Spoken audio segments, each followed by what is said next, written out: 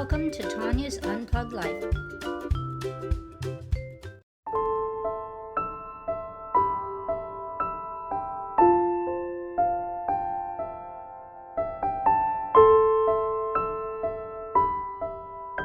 Welcome to Tanya's Unplugged Life. Thank you for joining me today. If you're new to my channel, welcome, and don't forget to hit that subscribe button to see many more new videos coming to you, and hit the notifications button to be notified when a new video is uploaded. Did you know that 75% of my viewers last video were not subscribed?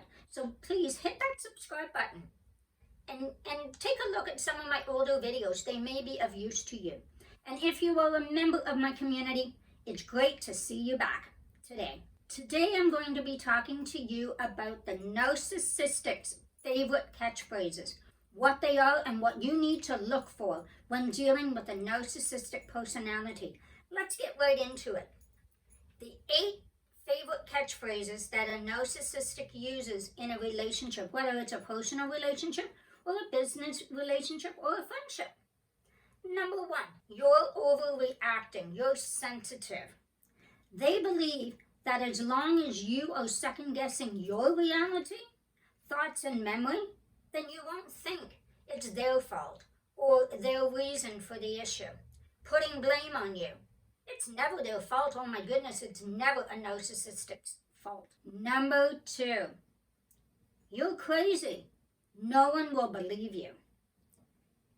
They like to poke and prod and get reactions out of you. This is what they thrive on. They want you to be on edge all the time. It causes them to make themselves feel better. Kind of crazy if you think about it. They are the actual ones who are angry, depressed, rageful, and lack of self-esteem. They put on a phony, false perception of themselves that portray them for overcompensating for fear of being found out. And they have deep insecurity issues they have their whole life, even from a small child. Don't let them get to you though. It's a game that they play. It's called the blame game. That's what they like to do. They blame everybody else for their issues. They do not blame themselves or take any accountability. Number 3, my ex is the crazy one. When you're in the beginning of a relationship, you'll hear that a lot. Like, oh, my ex was crazy. She did this, she did that. It was always the ex's fault. And the reason they do that is they have their own attitudes. Their own personality is so hurt that they need you to think it was never their fault. As I said earlier, they like to poke and prod and see what kind of reaction they will get from you. It's their way to really deflect from the real issue, the real conversation. They don't want you to find out that they were the actual problem in the relationship, not them. Number 4, all their business partners, their relationships with everyone, family, they're the ones that have ripped them off. They're the ones that had the problems. It's never their fault. And it caused them to be this way, or I'm this way because of what happened to me in my past. Never taking accountability for their own actions. They never see fault in their own ways. Number 5, you're insecure. You're the one that's jealous. Narcissists are notorious for being green with envy and are the ones who are jealous of others. That's why they make up false stories about themselves. They make them grander than they actually are. They do not want to be found out the truth. And oh boy, if they know that you have found out their truth, oh, the real story starts to unfold. They start to make plans. They start in their own mind without you knowing. They're already moving on. They've been moving on for a while because once you find out, oh my goodness, that their story may be false, they're already on the scapegoat. They're already looking for other ways. But of course, it's going to be your fault in the end. Their story is never good enough. So they have to make a false story of themselves. Welcome to Tanya's Unplugged Life Book Review. This is an amazing series by Colleen Hoover. It is a 2-book series. First, you start off with It Ends With Us. and then you read It Begins With Us. I know it's backwards, but if you read this one first, you're going to spoil the book series for yourself. I want to put a little disclaimer here. These books can get a little dark at times in some of the chapters, so I advise you that if you are triggered by any type of abuse, you may want to speak to somebody that maybe has previously read this book, or maybe just look into it to some of the reviews before you read it. I would not want you to start to read this amazing book and find out could be a trigger for you. I started reading It Ends With Us, and 2 days later I finished it. I finished it at about 11 o'clock at night, and I thought, I'm just going to dig my thoughts into the next book of the series. And I picked up this book at about 11 o'clock in the evening, and I realized it was 2 o'clock in the morning. This is how good this one is as well. I do not want to spoil either books for you, but this book here, you must read it second, or you will ruin it for this one. Now, I'm going to read what it is about, and just so you have a backstory to it. Sometimes the one who loves you is the one who hurts you the most. Lily hasn't had it easy her whole life, but that's never stopped her from working hard for the life she wants. She's come a long way from the small town in Maine where she grew up. She graduated from college and moved to Boston and started her own business.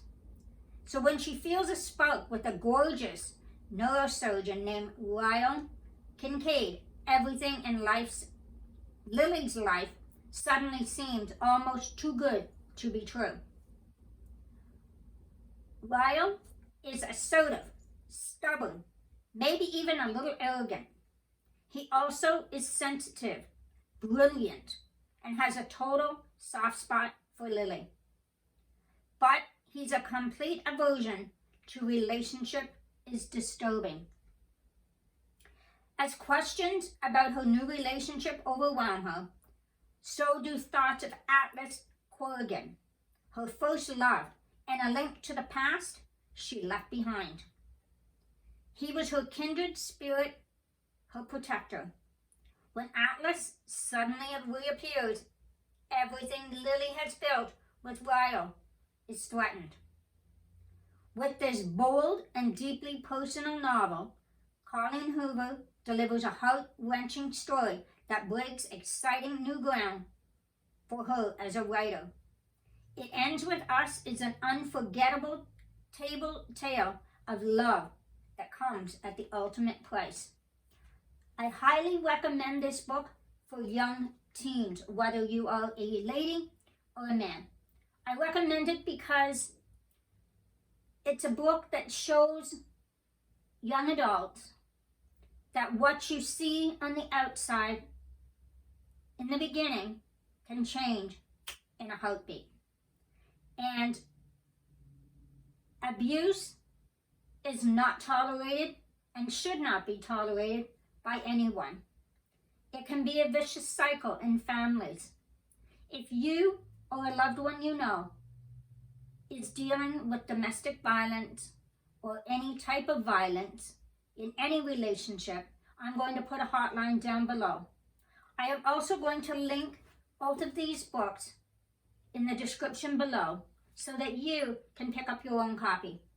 I highly, highly recommend these books. This one took me 2 days, as I said. This one, I'm almost done. It took me 2 hours. These books are all over the internet through TikTok, Instagram, Facebook, Snapchat. And I can see why. Because it's a definite tale of a couple in love, and everything can change, like I say, in an instant.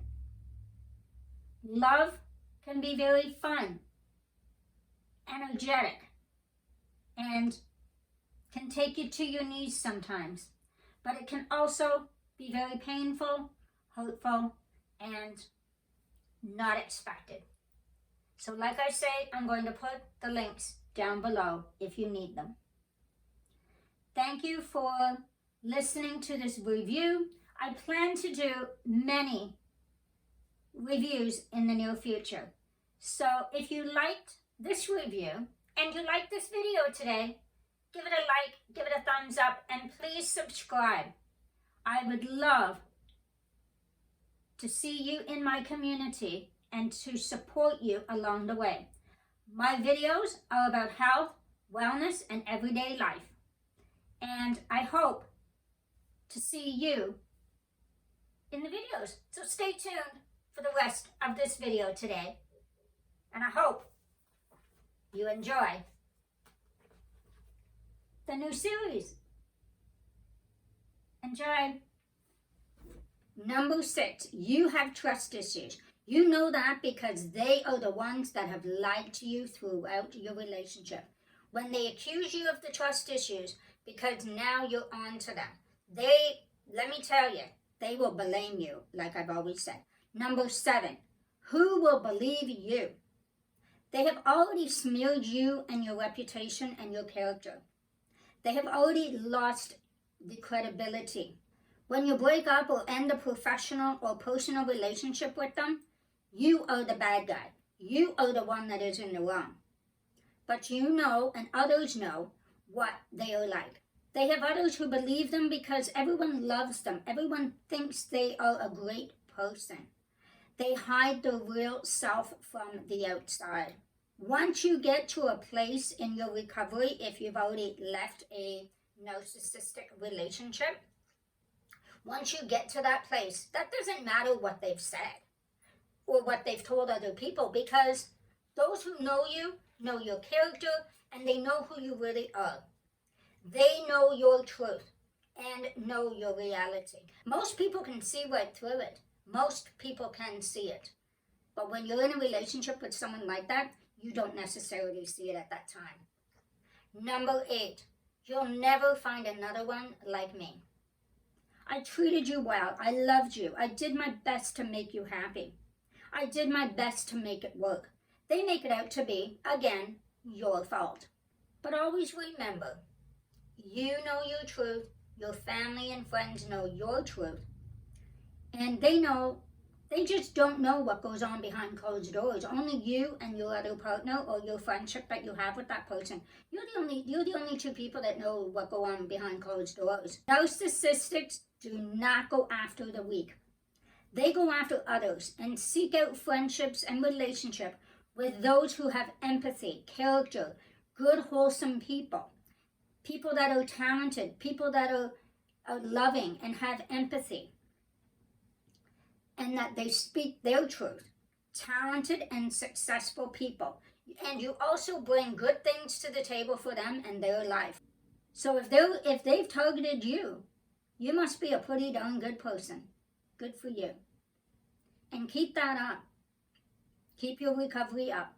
Once you look back, if you've been in a relationship with someone or a friendship who has ended, or even a family member that maybe you've ended, you're no longer speaking with them, you will notice that the relationship was a surface relationship. They don't really dive deep in their feelings. They don't express real emotional connections. They don't have a lot of deep friendships. They only want surface relationships because they feel they may be found out. You may ask yourself, did they really love me? Did they really care about me? They did. And they probably do. Don't get me wrong. But it's not a soulful relationship. There are many other things that a narcissistic will say to you, but I wanted to bring to you the ones that are the most common and the ones I'm sure you have heard of the most. I hope you enjoyed today's video, and if you did, please hit that subscribe button. And please put some comments in the comment below about what you thought about this video. And please share this video with others that may find this a beneficial video to them. So thanks for joining me today, and I hope to see you at my next video.